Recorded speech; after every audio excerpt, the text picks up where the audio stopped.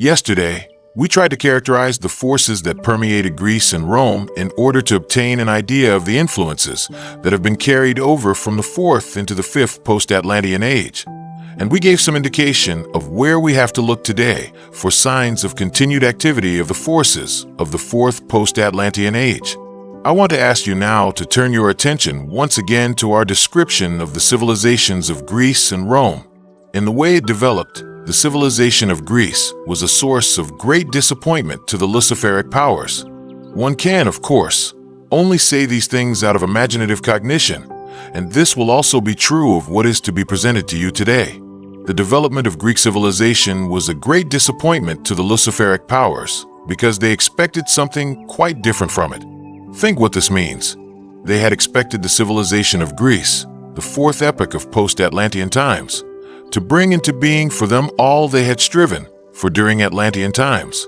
On Atlantis, they had developed certain activities, certain influences and forces, and they had expected to see the fruits of their labors appear in the 4th post-Atlantean epoch. What was it they were really looking for? To speak of such a matter, lets us look right into the Luciferic soul. We come to know this Luciferic life that continually strives, hoping that certain results may ensue, but that continually meets with fresh disappointment.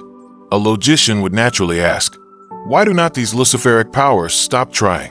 Why do they not see that they must be forever and repeatedly disappointed? Such a conclusion would be human, not Luciferic, wisdom.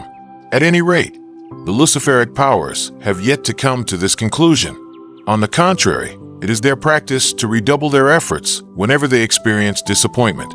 What was it then that the Luciferic powers expected from this 4th post-Atlantean age? They wanted to obtain mastery of all the soul forces of the Greek people, those soul forces that were, as we have seen, directed to carrying over the ancient imaginations of the Chaldean Egyptian period and to incorporate them into the creations of their own fantasy.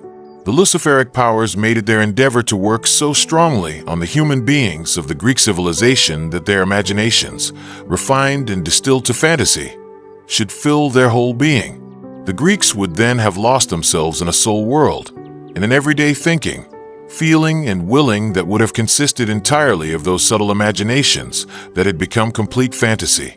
If the Greeks had developed nothing in their souls, but these imaginations refined to fantasy, if these enticing imaginations had come to fill their souls completely, the Luciferic powers would have been able to lift the Greeks and a great part of humanity out of human evolution to place them in their own Luciferic world. This was the intention of the Luciferic powers. From the Atlantean epoch on, it had been their hope to achieve in the 4th post-Atlantean age what they had failed to do in Atlantis. Humanity, at the stage it had then reached, would have been incorporated into the cosmos.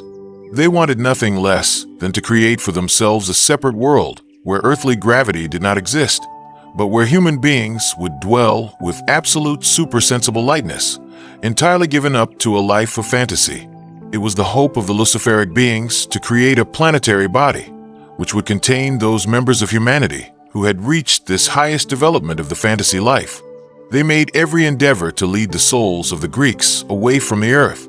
Had they succeeded, these souls would gradually have forsaken the earth. The bodies that still came to birth would have been degenerate. Egoless beings would have been born. The earth would have fallen into decadence, and a special Luciferic kingdom would have begun. This did not come to pass. Why? This condition did not come about because, mingled with the self-deifying madness of Greek poetry, to quote Plato, was the genius and greatness of Greek philosophy and wisdom. The Greek philosophers, Heraclitus, Thales, Anaximenes, Anaximander, Parmenides, Socrates, Plato, and Aristotle, saved Greek civilization from being completely spiritualized in a life of fantasy. They kept the Greeks on earth, providing the strongest forces that kept Greece within earthly evolution. In considering the course of history, we must always take into account the forces that lie behind physical reality and are the true causes of all that happens. It was then, in this way, that Greece was preserved for earthly evolution. Now, the Luciferic beings would have been unable to achieve anything at all without the help of the Ahrimanic beings. In all their intentions and hope, they reckoned on their support. Indeed, It must always be that two forces strive together in this kind of working. Just as the Luciferic beings were disappointed in Greece, so were the Ahrimanic beings disappointed in Rome and the way it developed. The Luciferic beings wanted to lead Grecian souls away from the Earth planet, and the Ahrimanic beings wanted to contribute their efforts to the end that the Roman civilization would assume a particular form. The Ahrimanic beings exerted their strongest efforts in Rome, just as the Luciferic beings did in Greece. They calculated that a certain hardening would arise on Earth brought about by an entirely blind obedience and subjection to Rome. What did the Ahrimanic powers want to accomplish in Rome? They wanted to establish a Roman Empire that would extend over the whole of the then-known world, embracing within it every human activity. It would be directed entirely from Rome with the strictest centralization and the utmost development of the rule of might. They sought to establish a widely flung state machinery that would include and make subject to it all religious and artistic life. Its goal would be to stamp out all individuality. Every people and human being would comprise merely some small part of this mighty state machine. Thanks to the clarity of its philosophers, however, Greece was not lulled into the Luciferic dream, nor could Rome be hardened as these Ahrimanic powers desired, because in Rome, too, something was working against them. This was described in the last lecture as Roman ideals, but the legal, political, and military ideals that were then developing could not have withstood Ahriman alone. Within the Roman civilization, the Ahrimanic powers gathered for a stupendous onslaught. That attempt was like a repetition of their attempt made in Atlantean times, and it developed infinitely strong powers and forces. It was only from another side that Ahriman's intention was hindered. It was, at first, prevented by something that, at first sight, might be regarded as a lower trait in the Roman character, but that was not the case. As a matter of fact, the Romans had need of what I may have seemed to describe in the last lecture with some antipathy. They needed their ruthlessness, stubborn egoism, that continuous stirring up of emotions, to be able to march against the Ahrimanic powers. Roman history, I beg you expressly to note this, is not a revelation of the Ahrimanic powers. Although they stand in the background, it is a fight against them.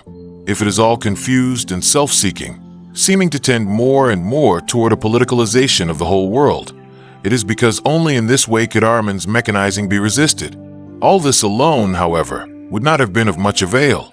Rome had also received Christianity, which in Rome would have assumed a form that would have given Ahriman a splendid opportunity to achieve his aim since, through the spiritual decline of a Roman rule that had been transformed into a papacy, the mechanizing of culture could have been accomplished. So another external power had to be brought against Ahriman, who works with much more external means than Lucifer. Ahriman, as we have seen, diverted the forces of Christianity to his own service. Another power had to be brought against him. This was the onslaught of the Germanic tribes, caused by the migration of peoples in Europe. Through this onslaught on Rome, the mechanizing of the world under a single, all-embracing Roman Empire was hindered. If you will study all that took place in the migration of these peoples, you will find that you can get a true insight into it when you see it from this point of view. Whenever the migration of peoples occurs in the Roman world, Roman history is not thereby brought to an end, but the Ahrimanic powers, combated throughout their history by the Romans, are repelled. Thus did Ahriman meet with his disappointment, as Lucifer had met with his, but they will take up their tasks again in the 5th post-Atlantean age, with all the more determination. Here is the point at which we must gain an understanding of the forces that are operative in our age, insofar as such an understanding is possible today. The 4th post-Atlantean age extends both backwards and forwards from its central point in 333 AD. It ended about 1413 AD, and it began about 747 BC. These are, of course, approximate dates.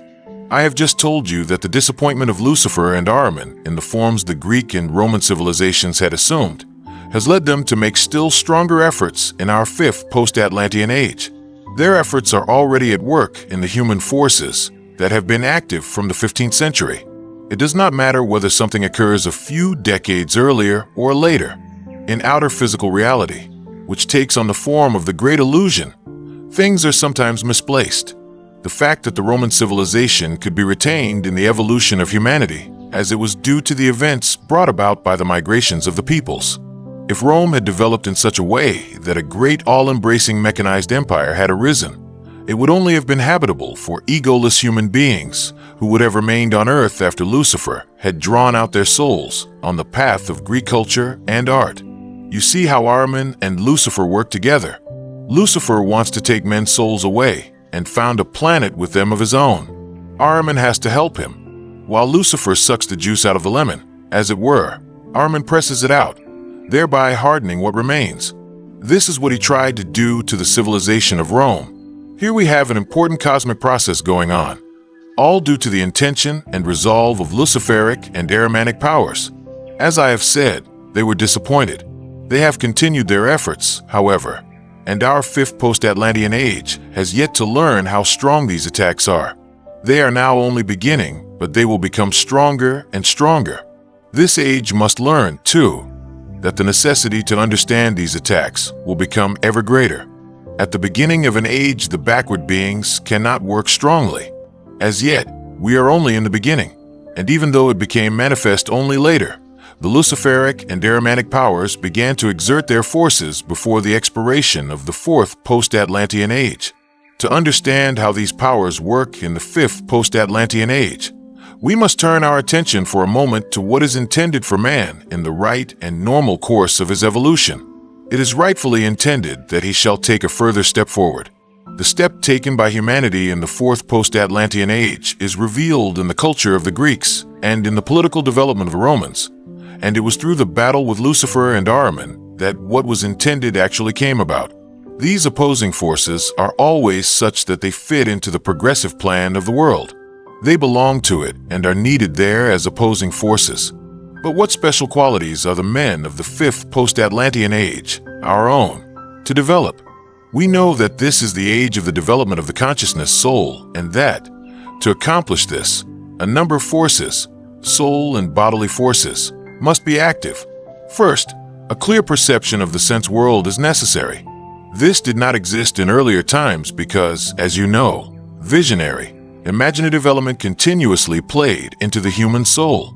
The Greeks still possessed fantasy, but, as we have seen, after fantasy and imagination had taken possession of humanity, as it did of the Greeks, it then became necessary for men to develop the faculty to see the world of external nature without the illumination of a vision standing behind it.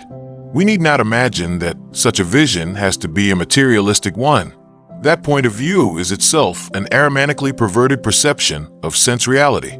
As indicated before, observation of sense reality is one task incumbent upon the human soul in our fifth post-Atlantean age. The other task is to unfold free imaginations side by side with the clear view of reality. In a way, a kind of repetition of the Egypto-Chaldean age. To date, humanity has not progressed too far in this task. Free imaginations as sought through spiritual science means imaginations not as they were in the third post-Atlantean age, but unfettered and undistilled into fantasy. It means imaginations in which man moves as freely as he does only in his intellect. That, then, is the other task of the fifth post-Atlantean age. The unfoldment of these two faculties will lead to a right development of the consciousness soul in our present epoch. Goethe had a beautiful understanding of this clear perception, which, contrary to the materialistic point of view, he described as his primal phenomenon, Urphenomen. You will find that this has been dealt with at length in Goethe's writings, and I have spoken of it in my explanation of the primal phenomenon. His is a clear, pure perception of reality and of his primal phenomenon. Goethe not only gave the first impulse for perceptions free of any visions, but also for free imaginations. What he has given us in his Faust, even though it has not yet gone far in the direction of spiritual science, and in comparison with spiritual science is still more or less instinctive, is nevertheless the first impulse to a free imaginative life.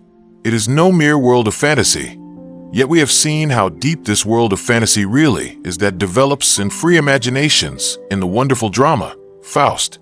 This distinction between pure perception free of memory pictures and visions on the one hand and an objective imagination, which begins with brain-free thinking on the other, is developed in Boundaries of Natural Science, Anthroposophic Press, 1983. So, over against this primal phenomenon, we have what Goethe calls typical intellectual perception. You will find it described in detail in my book, The Riddle of Man. This mode of thought must continue to develop.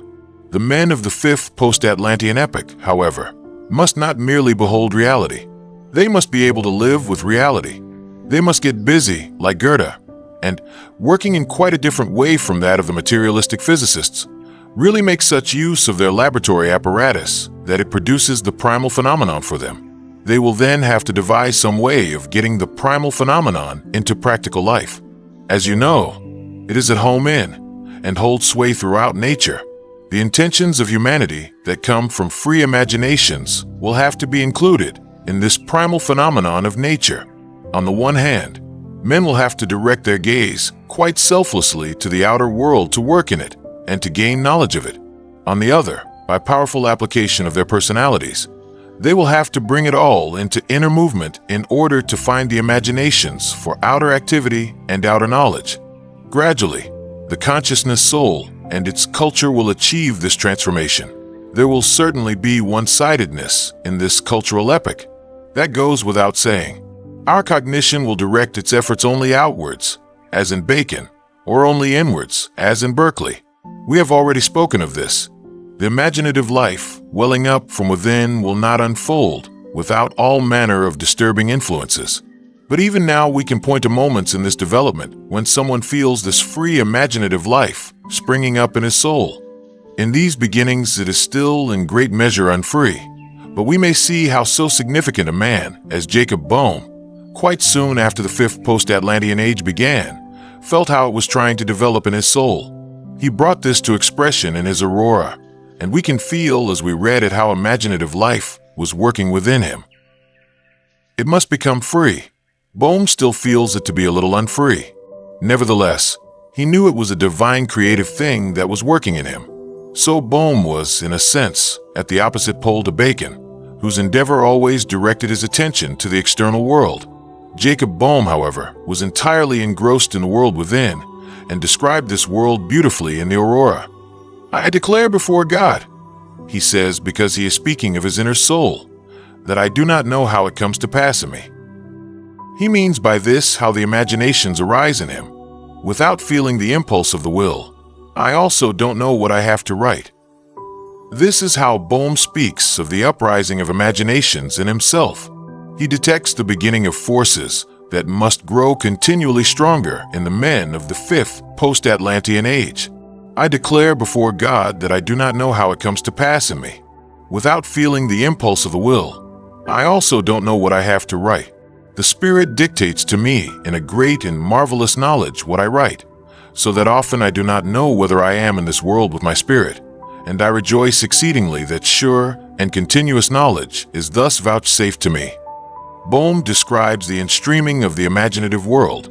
We can see that he feels harmony and rest in his soul, and he describes how men's souls shall, in the normal and right progress of their evolution, let themselves be taken hold of by these inner forces, which are to grow stronger in them in the fifth post-Atlantean age.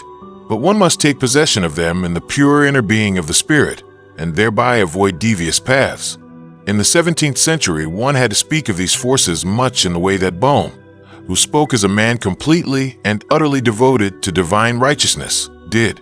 The entire aim and the work of the Luciferic and Ahrimanic powers in the fifth post-Atlantean age, concerning both the perception of the primal phenomenon and the development of free imaginations, is to hinder these forces from arising in man.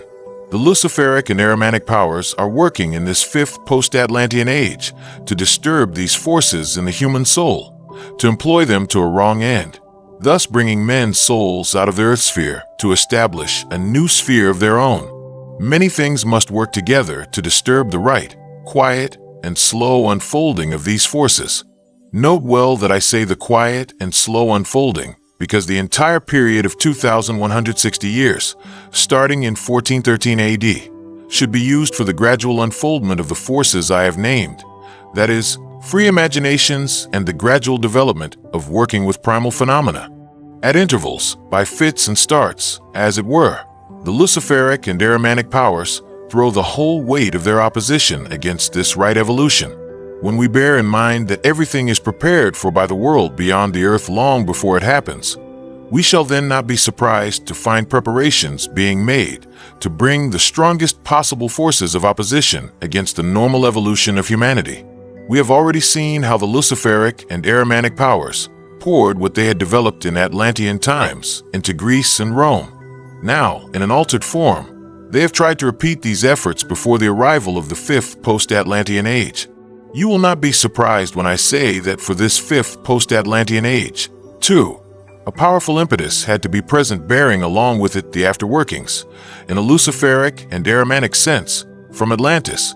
We know that the Atlantean influences spread out from a region that was called Atlantis even by Plato. Let us make a diagram and imagine Atlantis here. Then over here on the right would be Europe and Asia, and here on the left would be America. The old Atlantean forces, including the old Luciferic and Ahrimanic forces, spread out from Atlantis. Some part of these Atlantean forces, however, was held figure one click to enlarge back, and it came to work in our fifth post-Atlantean age as Luciferic and Ahrimanic forces. That is, some part of the good forces, which were good and right in Atlantean times, have been carried over to our time to become Luciferic and Ahrimanic forces. Only the center was transferred to another region. Atlantis, as we know, is gone and the center transposed to Asia. You must imagine it on the reverse side of my drawing, and the effects of the old Atlantean culture spreading out from it as a preparation for the fifth post-Atlantean age. Figure 2 clicked to enlarge. Its intent was to Lucifericize and Ahrimanicize it. It was actually the descendants of the old Atlantean teachers, who were now working from a place in Asia. A priest there had been educated to behold, to have a belated vision, as it were, of what the Atlanteans called the Great Spirit, and to receive his commands. These the priest communicated to a young man of remarkable energy and strength who, by virtue of this authority, received the name, the Great Ruler of the Earth, from his community. This was Genghis Khan. The Great Spirit, through his follower and through that priest, gave to Genghis Khan the command to summon all the powers of Asia to spread the influence that would lead the fifth post-Atlantean age back into a Luciferic form. These forces, and they were far more powerful than the forces established in Greek culture, were all employed to this end. Free imaginations were to be changed into old, visionary imaginations. Every effort was to be made to lull the soul of man to sleep in a dim and dreamy experience of imaginations instead of a free experience filled through and through with clear understanding. With the help of the special forces that had been preserved from Atlantis, it was the intended purpose to carry an influence into the West that would make its culture visionary. Then it would have become possible to separate the souls of men from the earth and to form a new continent, a new planetary body with them. All the unrest and disturbance that came into the evolution of modern man through the Mongolian invasions, everything connected with them that has gone on working into the fifth post-Atlantean epoch.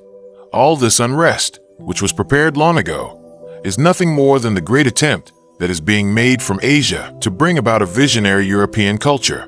It would cut it off from the conditions of its further evolution and lead it altogether away from the earth. Just as the East has experienced again and again this feeling of being filled with vision and of wanting to be estranged from the earth, something was needed to counterbalance this tendency. An opposite trend had to be created as a counterforce that moves in the direction of the normal evolution of mankind. The influence of Genghis Khan's priest was intended to bring about a kind of buoyancy and lightness in the human race that would draw man away from the earth. Over against this, a corresponding heaviness had to come to man from the weight of the earth. This was provided through the discovery of the Western world. America, with all that it holds, was discovered, and thereby earth heaviness, the desire to remain on earth, was given to man. The discovery of America and everything connected with it, and the way man carried his life into the many new places of the earth, all this, when seen in wider connections, shows itself as a counterbalancing force to the activity of Genghis Khan. America had to be discovered so that man might be brought to grow closer to the earth, to grow more and more materialistic. Man needed weight and heaviness to counterbalance the spiritualization that was the aim of the descendants of the Great Spirit. Along with this normal process whereby the scene of action of man's life was extended to America, we find the other forces, the Ahrimanic powers of the Great Spirit, intervening again. An influence came from America to Europe, and another came to permeate America from Asia. Thus, normal forces developed through the discovery of America and also powerful Ahrimanic onslaughts. They worked less strongly at first, but will continue to work in our time and on into the future. We must learn to recognize these Ahrimanic forces. What Rome had achieved in the church and in the ecclesiastical state was grasped by the Ahrimanic influence. While it is comparatively easy to see how the Luciferic influence worked on Genghis Khan, we have exact knowledge of the fact that a priest was initiated by the follower of the Great Spirit. It is much more difficult to say how the Ahrimanic spirit worked. This is because the Ahrimanic influence is dispersed and scattered. But you need only study how Spain, strictly Roman Catholic as it was fascinated by all the treasures of gold that were discovered in America. What a hold it had upon her. You can observe how strong the spectre-like working of the old Romanism still was in such a ruler as Ferdinand of Castile or Charles V, the ruler of the kingdom over which the sun never set. Study the reaction of Europe to the gradual discovery and opening up of America, and you will see what temptations came from that direction. Taken all in all, it is a history of temptation woven in with the history that runs a normal course. Please do not go about saying that I have presented the discovery of America as an Ahrimanic deed. In reality, I have said the very opposite. I have said that America had to be discovered and that the entire event was necessary to the progress of the world. Ahrimanic forces entered, however, and set themselves in violent opposition to what was happening quite rightly in the normal course of progress. Things are not so simple that we can say, there's Lucifer and there is Ahriman. They act and behave in such and such a way, and divide the world between them. Things are by no means so simple as that. We find, therefore, many forces working together when we set out to listen to them in their field of action behind the physical plane. These forces take possession of other forces. They try to seize the forces in man that have continued on from the fourth post-Atlantean epoch in order to distort them and make them serve their ends. Look at a man like Machiavelli.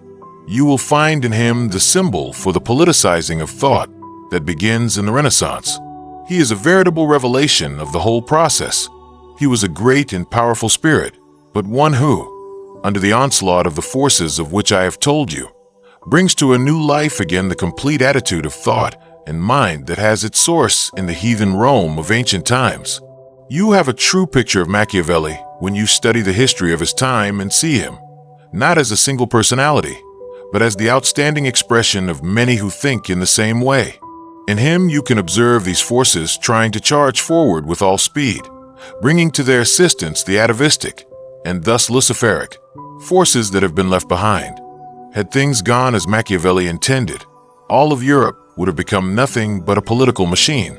Opposing the violent onslaught of such forces are the forces that work in the normal direction, over against a figure like Machiavelli, who was purely political and turned all man's thought into political thinking. We can place another great figure, Thomas à Kempis, who was also Machiavelli's contemporary. He stands entirely within the slow and gradual evolution, working slowly and gradually. He was anything but a man of politics. So we can follow the several streams in history. We shall find normal streams, and we shall also find currents that flow from earlier times and are made use of by the forces of which I have told you.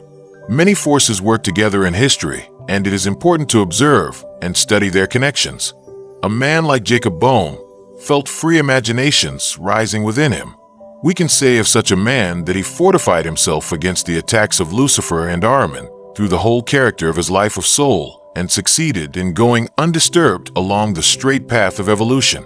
East of Europe, however, in all the culture of the East, we find an untold number of people who suffer greatly under the disturbing influence of Lucifer. His influence is, as we know, to draw man again and again away from the earth, to draw him right out of his physical body, so that he shall perpetually fall into a state where he becomes no more than a vision of himself and is completely soul. That is the tendency that has been grafted onto Eastern Europe. The feeling of being drawn in the other direction was given to the West. The world of imagination was pulled down into the heavy physical body, so that what should rightly be free imagination working merely in the soul becomes instead something that rams the soul down into the organism, thereby causing the organism also to live on imaginations. You can hardly find a more telling description of what I mean than in the words of Alfred de Musset, in which he attempts to give us a picture of the condition of his soul. De Musset is one who feels the presence of the imaginative life in himself, but he also feels the onslaught upon this life of imagination that seeks to thrust it right down into the bodily nature. This life of imagination, which does not belong in the bodily nature but should develop freely, hovering in and existing purely as a thing of the soul, is there taken hold of by earthly gravity and by what belongs to the body. In his book, Let Louis, which he was led to write from his relation with George Sand, you will find a fine description of his soul life. I would like to quote here a passage that will serve to show how he feels himself to be placed within an imaginative life that is the scene of conflict and dispute. He says, "Creation disturbs and bewilders me. It sets me trembling. Execution, always too slow for my desire, starts my heart beating wildly. Weeping and restraining myself with difficulty from crying out, I give birth to an idea. In the moment of its birth it intoxicates me, but next morning it fills me with loathing. If I try to modify and change it, it only gets worse and escapes me altogether. It would be better for me to forget it and wait for another. But now this other comes upon me in such bewilderment and in such boundless dimensions that my poor being cannot grasp it. It oppresses me, tortures me, until it can be realized. Then come the other sufferings, the birth throes, really physical pains that I am quite unable to define. Such is my life when I let myself be ruled by this giant artist who is in me. Note the contrast with Bohm, who feels the God in him. With de Musset, it is a giant artist.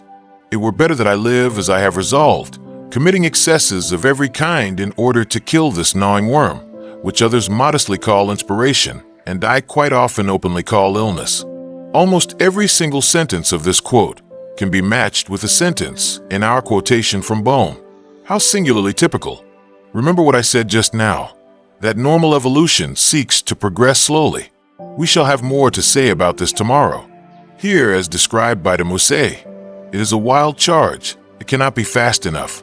The picture he gives us as he surveys himself is marvelous. Creation disturbs and bewilders me. It sets me a tremble, he says, because this will go faster and faster and come storming in upon him from the aromatic side, disturbing what is still trying to progress slowly. Execution, always too slow for my desire, starts my heart beating wildly.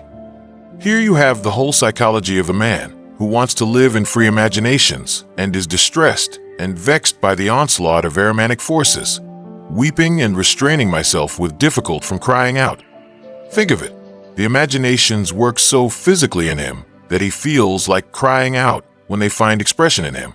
I give birth to an idea. In the moment of its birth it intoxicates me, but next morning it fills me with loathing. This because it comes from his organism and not from his soul. If I try to modify and change it, it only gets worse and escapes me altogether. Better I forget it and wait for another.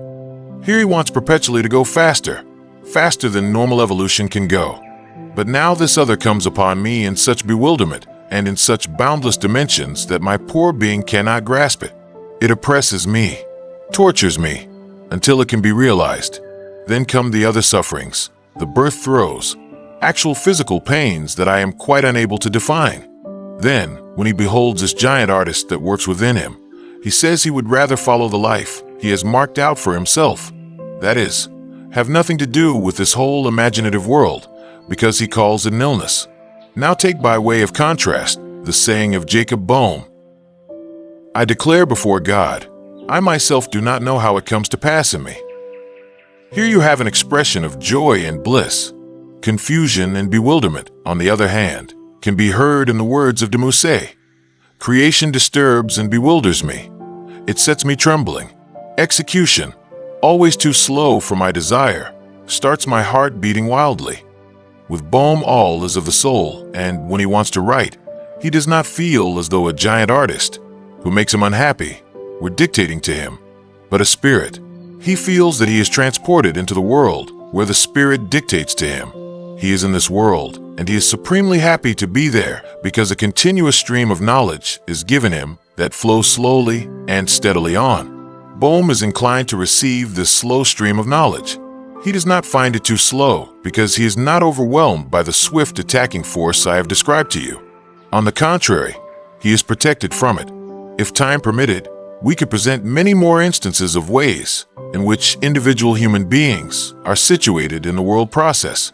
The examples I have selected are from those whose names have been preserved in history, but, in a sense, all of mankind is subject to these same conditions in one way or another.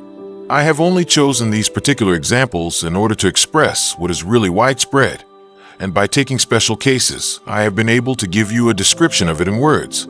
If you will try to make a survey of what we have been saying, you will then be able to understand much of what has come about in the course of evolution. It would be quite possible in this connection to study many other phenomena of life. If, however, we confine ourselves today to the spiritual life, and moreover to that special region of the spiritual life, comprising knowledge and cognition, we shall be able to find inequalities that are characteristic of modern man, the recognition of which will make many things in life comprehensible. Since it is not possible to say much about the external life of today, owing to the existing prejudices and because men's souls are so deeply bound up with the conditions of the times in which they live, you will readily understand that it is only in a limited way that I can speak of the things that are carrying their influence right into the immediate present. It cannot be otherwise, as I have frequently made clear to you. I would like, however, to indicate certain phenomena of our time that are less calculated to arouse passions and emotions. Let me describe some phenomena that I will select from the life of cognition and feeling. I think you will find them underlying all I have been saying about the forces at work in this fifth post-Atlantean epoch. We will first consider these phenomena in a purely historical way in order afterward to see their relation to these forces. Let us take first a phenomenon in which we all necessarily feel the deepest interest. The kind of understanding men have of the nature and being of Christ is of great significance, and so we will select examples of various kinds of understanding of his nature and being that lie near at hand. We have first of all a modern instance in Ernest Renan's The Life of Jesus, which appeared in the 19th century and went rapidly through many editions. I believe the 20th appeared in 1900 after his death. Then we have The Life of Jesus, which is really no life of Jesus at all, by David Friedrich Strauss. Then we have We Cannot Say, A Life of Jesus, but coming from the east of Europe, it is a view and conception of Christ that is of deep significance. It is not a life of Jesus, but an understanding of Christ that culminates in what Soloviev wrote about him and his part in the evolution of the earth. How significant are these three expressions of the spiritual life of the 19th century? The Life of Jesus by Renan, The Life of Jesus by Strauss, which is no life of Jesus at all, and we shall presently hear why, and Soloviev's conception of the meaning of the Christ event in the evolution of the earth, for it is true, at any rate, to say that all of his work culminates in the Christ idea. What is the fundamental premise of Renan's description of Jesus' life? If you want to appreciate rightly Renan's book, to understand it as a document of the times, then you must compare it with the earlier presentations of Jesus' life. Nor do you need to read only the literary accounts of his life.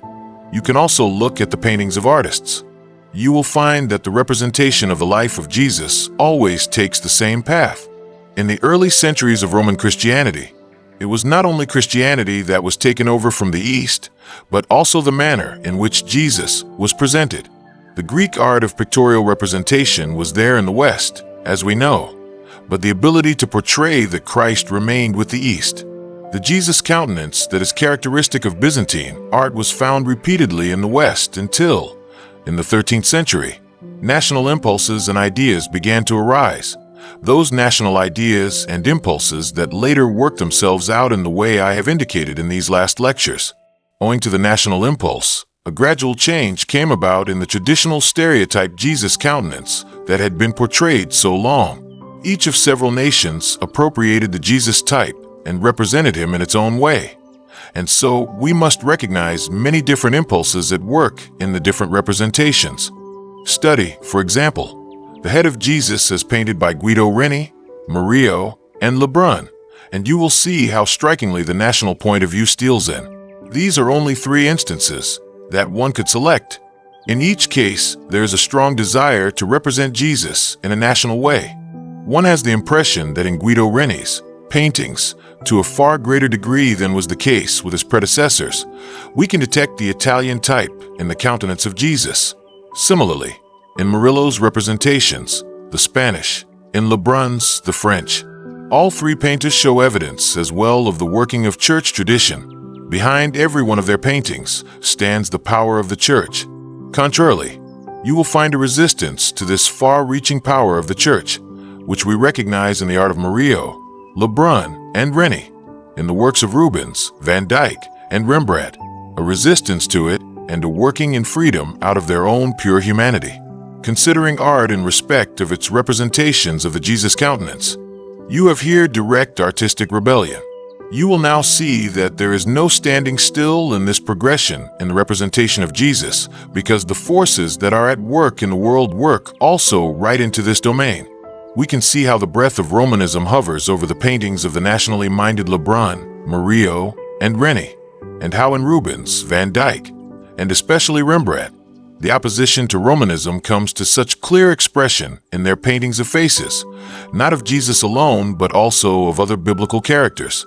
So we see how all the spiritual activities of man gradually take form among the various impulses that make themselves felt in human evolution. Similarly, you would find that in the times when painting and representative art have given place to the word, for since the 16th century the word has had the same significance in such matters as pictorial representation had in earlier times, you will find that the figure of Jesus, of the Christ, is again continually changing. It is never fixed and constant, but is always conceived according to how the various forces flow together in writers.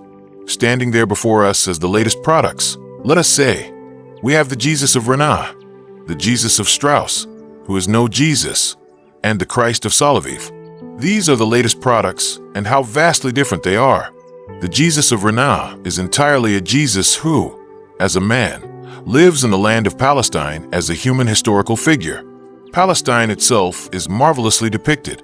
With the aid of the best of modern scholarship, it is described in such a way that one has before one the complete Palestinian landscape with its people.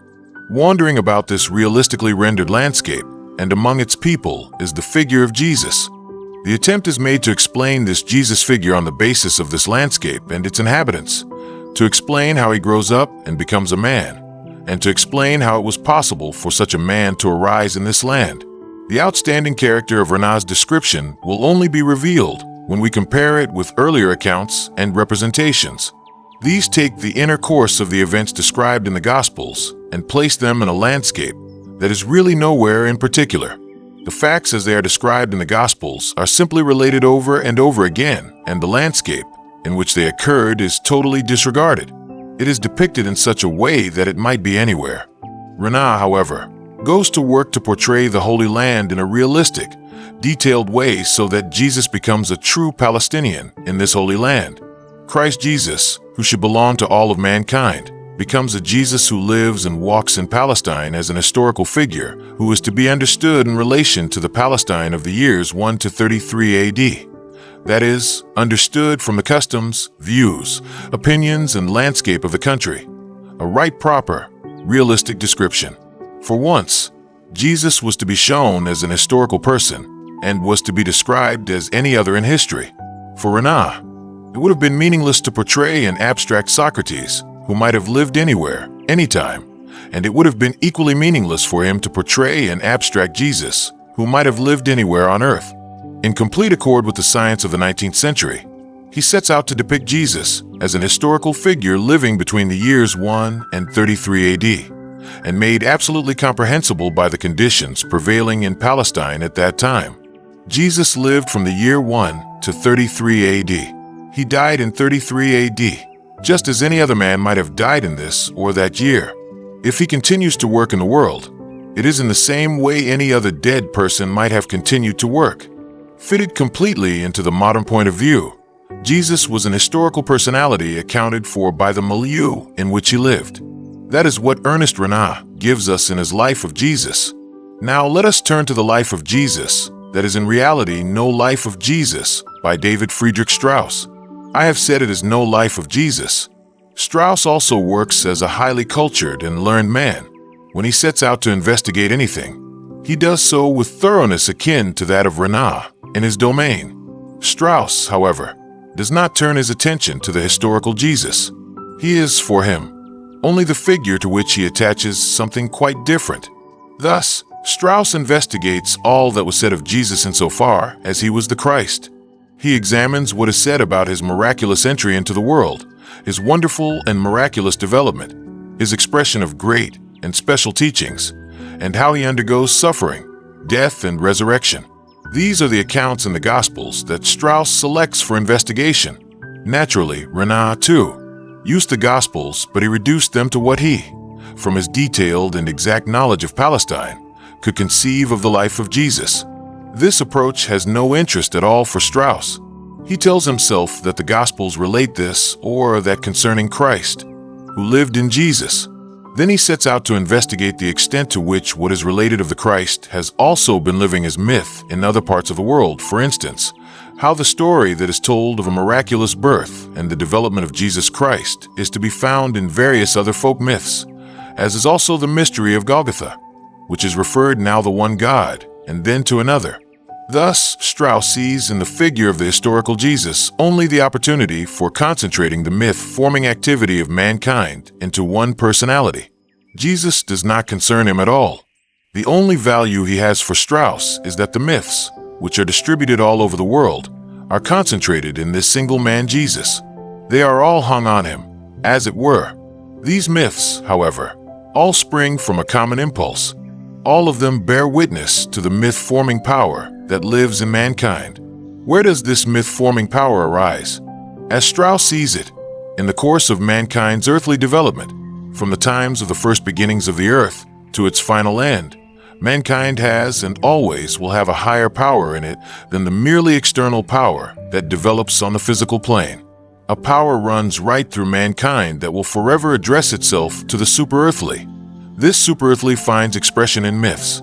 We know that man bears something supersensible within him that seeks to find expression in myth, since it cannot be expressed in external physical science. Thus, Strauss does not see Jesus in the single individual, but rather the Christ in all men, the Christ who has lived in and through all men since their beginning, and who has brought it about that myths are told of him. In the case of Jesus, it is only that his personality gives occasion for the myth-forming power to develop with extreme force and strength. In him it is concentrated. Strauss, therefore, speaks of a Jesus that is in reality no Jesus, but he fastens upon him the spiritual Christ force that lives in all humanity. For Strauss, mankind itself is the Christ, and he works always before and after Jesus. The true incarnation of the Christ is not the single Jesus, but the whole of humanity. Jesus is only the supreme representative for the representation of the Christ in mankind. The main thing in all this is not Jesus as an historical figure, but an abstract mankind. Christ has become an idea, which incarnates in and through all mankind. That is the kind of highly distilled thought that a man of the 19th century is able to conceive.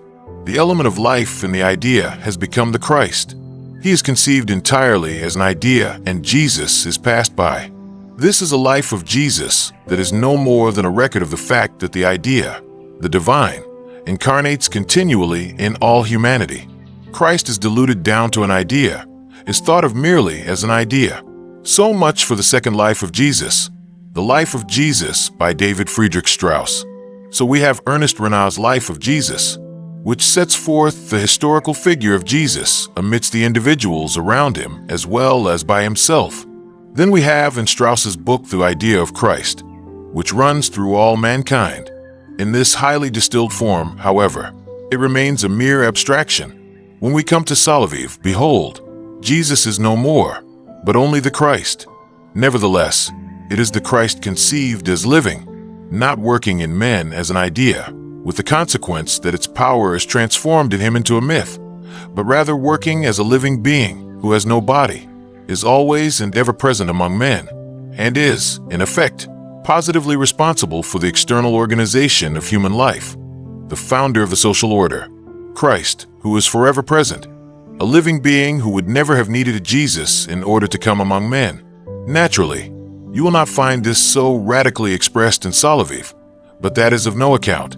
It is the Christ as such who stands always in the foreground, the Christ, moreover, as the living one who can only be comprehended in imagination, but by this means can be truly understood as a real and actual supersensible being working on earth. There you have the three figures. The same being meets us in the 19th century in a threefold description. The Life of Jesus by Ernest Renan, completely realistic history of fortiori, Jesus as an historical figure, a book that is written with all the learning of the 19th century. Then came David Friedrich Strauss with this idea of mankind, working on, running through all mankind, but remaining an idea, never awakening to life. Lastly, Soloviev's Christ, living power, living wisdom, altogether spiritual. A realistic life of Jesus by Renan, an idealistic life of Jesus by Strauss that is also an idealistic presentation of the Christ impulse, a spiritual presentation of the Christ impulse by Soloviev. Today, I want to place before you, side by side as three expressions of modern life, these three ways of cognizing the figure of Jesus Christ. Tomorrow we shall see how they take their place among the various impulses that we have recognized as working in